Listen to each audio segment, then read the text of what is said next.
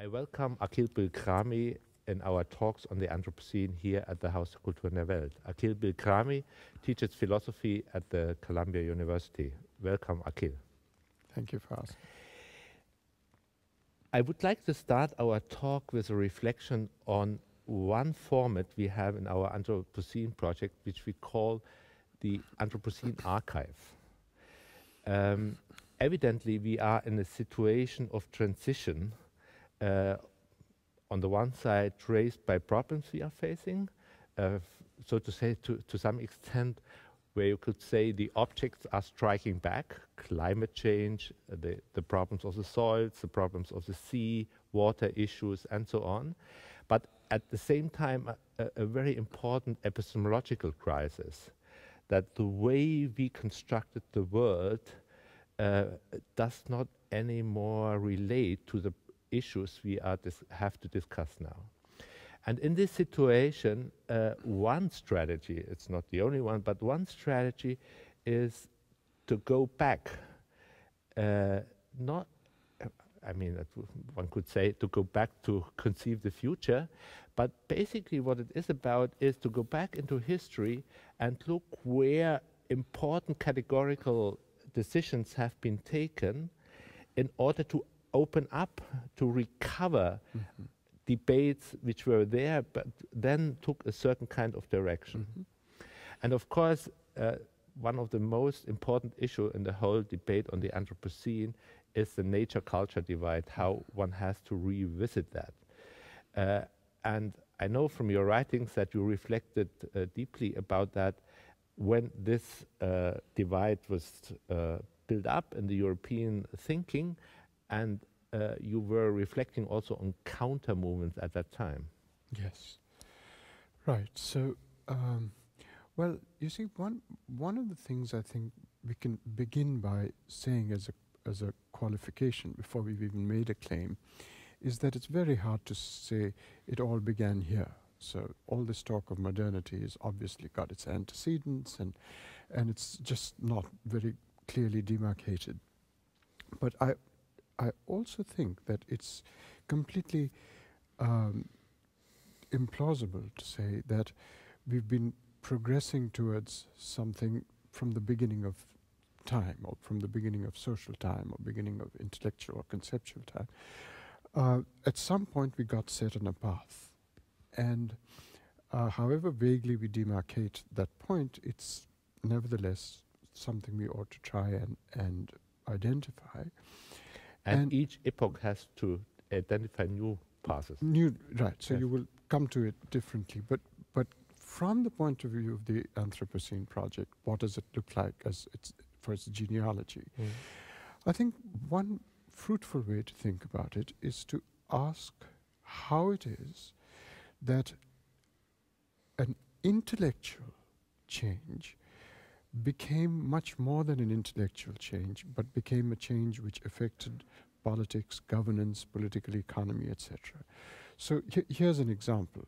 Somebody like Bacon, somebody like Galileo had much earlier said something, but when some of their ideas became aligned with commercial interests, with Anglican interests in England, and then spread to Netherlands and Europe and so on, then it becomes a much more identifiable phenomenon that affects everybody, that affects much larger spheres than just ideas. So what you are interested in is not in the idea as an idea, but how the idea gets materialized. Materialized, right. And so I think it's very fascinating to see the difference between figures like Galileo, Bacon, Hartlib, and so on earlier, and then see somebody like Newton, because Newton,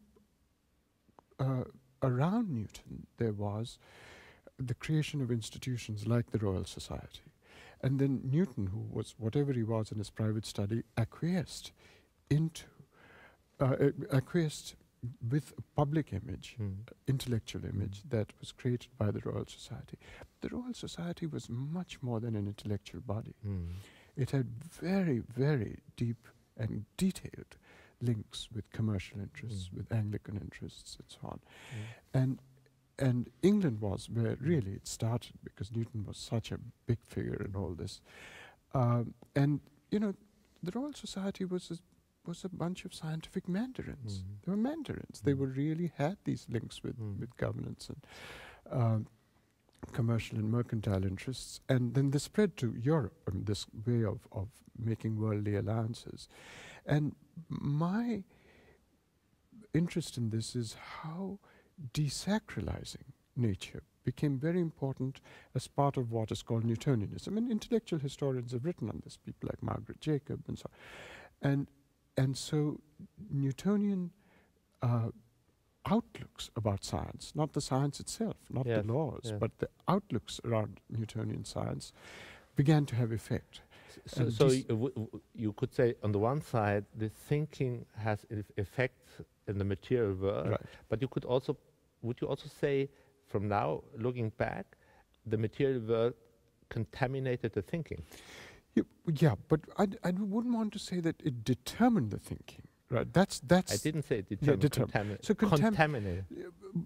Well, yeah. If you have a prior assumption that there's something pure about thinking, then you would assume that is so. And in some sense, you may say that Bacon and Galileo were purer than the Newtonianism of the Royal Society in that sense.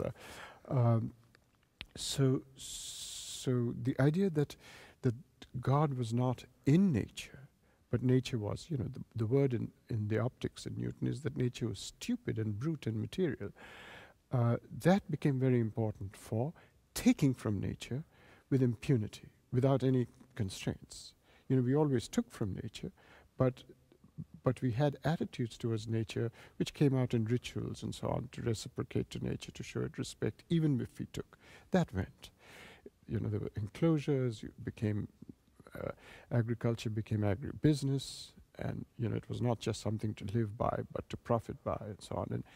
And then taking from nature became something else. Nature became natural resources, and so on. But first, before it became natural resources, nature became that which the natural sciences study. So I think the archive that I'm interested in is, how do you go from thinking of nature as sacralized to thinking of nature as what the natural sciences study, which is a very different thing, because natural sciences don't study God. God is outside. It's a providential figure in Newton. Nature is to be brute, and you just study it through its laws, etc. And so it makes no normative demands on you at all, because there are no value properties in nature. It's just properties that natural science studies. So that's the first transformation. And then the subsequent transformation is, how do you then see in it opportunities for extraction and so on. And so that's really why I place it in the 17th century, and you know, you can read history of science to confirm that genealogy. Before you tell the counter story, what you analyzed is, so to say, the political science contexts which led to the development we have and up to now, or until recently at least. Reflecting on that, what does that mean today for strategies between the sciences and politics and social movements? Right. So, well, you know, I mean, I think that it's gone so deep now. The state has become so implicated with capital and the protection of capital and the interests of capital and corporations and so on, that my own view is that there is no way to counter this except through movements. It's just not going to be done by the more. And one of the most serious problems, of course, is that movements are very hard to generate on the subject that the Anthropocene is concerned with, because corporations spend a lot of money. I mean, if you take in America, there's all this talk about skepticism about climate change, but corporations spend enormous amounts of money to propagate against recognizing climate change. I mean, you know, in the media, all sorts of, and I think just having changes in the university curriculum is not enough. You've got to, I think in our world, in the Western world, there's so much orthodox hold in the media and even the universities that the only place where real public education takes place is with movements. Okay. So if you take something like race, you take something like civil rights, in editorialists wrote about racial equality. University courses, they were on racial equality. But until there was a movement on the streets, people didn't really understand what the issues were. John Law last night was speaking about different models of conceiving history and questioning timelines, linear kind of developments of history. And he was very interested in the idea, and I think this is very appropriate, that's the same way I see it, is with a historical event or development, you also think what are the other possibilities, what could have happened, to see the possibilities that we are not just defined by history, but we are actors in history too. So what would have been in the 17th, 18th century the alternatives? Right. So yes, you're absolutely right that when we look back in intellectual history and so on, we look at it from very often from the point of view of what's already happened, and from, if you like, it's victors' history, the people who win their history. And so a very important part of intellectual history should be to keep unearthing the dissenting voices. That's why in the period that I'm interested in, where this transformation took place of nature into natural resources, something like the work of Christopher Hill in England is very important, because he really was focusing on the dissenting voices. And there were quite vocal dissenting voices in Europe, which are studied by Hill. And I think there are two phases in them. There were the scientific dissenters. The scientific dissenters were they were upset by what was the use of desacralization was being made for commercial interests, and for taking away local forms of governance and creating more centralized states which promoted the commercial interests. And so these are things that somebody like Margaret Jacob has studied, that focus on people like John Toland and other Anthony Collins and so on in England, a lot of the Freemason movement in Netherlands and Paris and so on in Europe and so on. I'm very interested in that. That I believe is rightly called the radical enlightenment. It's a different strand of the enlightenment. In fact, I think there are two books that came out very soon after each other, Margaret Jacobs and Jonathan Israel's. I think Margaret Jacobs is much the more valuable book, because the radical for her really meant radical. For Jonathan Israel, it's fairly, the radicals are actually fairly orthodox figures. And so those were the scientific dissenters. But what's fascinating to me is that the scientific dissenters were harking back, they were channeling for their time political dissenters of an earlier period, like the Diggers and Levellers and so on in England. I'm focusing on England because really that's where the Royal Society began. So that's, and those people were actually arguing that nature shot through with divinity. The view was that motion came from an inner source of dynamism, so it didn't come from an external push, which the providential, the Newtonian picture insisted upon. It says motion came from an inner source of dynamism, and that had remarkable implications, because one of the claims was, if nature is sacralized, you can't take from it with impunity. But the other was, if God is available to everybody, it was a source of democratization. In fact, Winstanley said the idea of nature being sacralized has a leveling purpose, because values to live by are available to everybody. They're not the prerogative of learned opinion in universities, which with the same alliances give you a centralized state with the monarch and its courts and so on. We could take different lines from here, and we'll come back on a conceptual level again. But another interesting aspect, what became also very important for the Haus, the HKW, was in the last years we started in looking in the world to other models.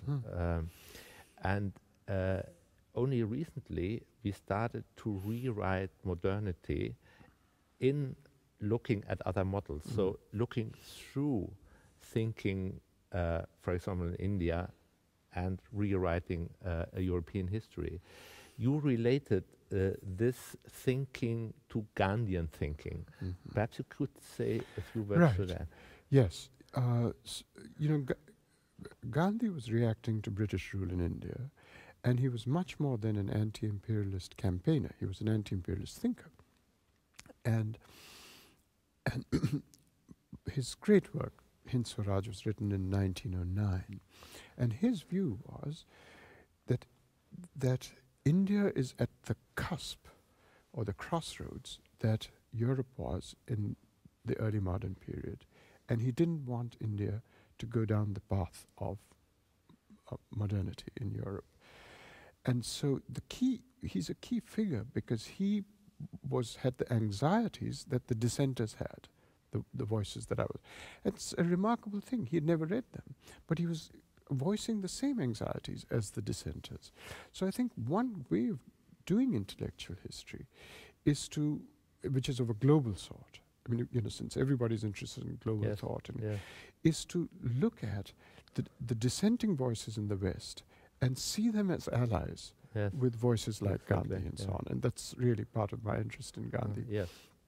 To globalize Gandhi in a way, but also to look at it historically. And to globalize the dissenters. And to globalize the dissenters, as it were, retroactively. So that's part. And the fact is that there's a lot of propaganda about the reach of modernity, but modernity's reach is by no means comprehensive. So would you say we need in the Anthropocene or related to the Anthropocene thinking new strategies of globalizing thinking? That's right. You have to look at dissenting voices and see what their solidarities or the possibilities of their solidarities are. I mean, you have books and theses and treatises on the globalization of capital and of culture and of goods and so on, but the globalization of dissenting voices is it's very hard. You see, in a way, Marx's talk of international solidarities of labor was, for Marx, premature, because capital was not globalized in his time. It only became globalized basically after the remantling of the Bretton Woods institutions. So in a sense, he didn't have the right to his views. I mean, those views are but it's very much harder now, because the fear of capital flight now is a very serious thing.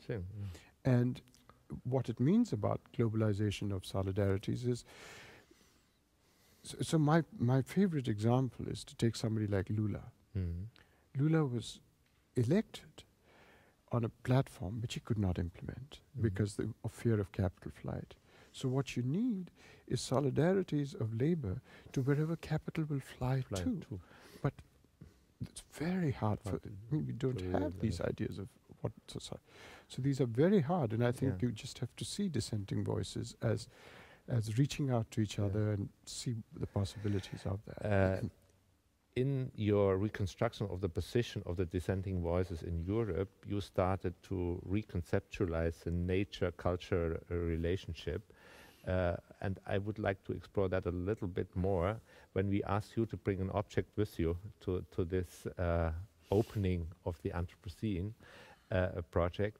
You brought a quite unusual object because, I mean, at least traditionally it would be looked at as an abstract object, a thread.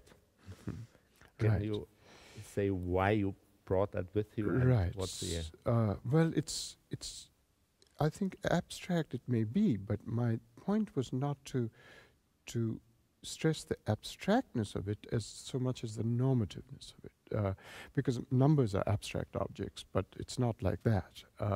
So my thought was that a threat is something that is an object, it's a property of nature, but the natural sciences don't study threats.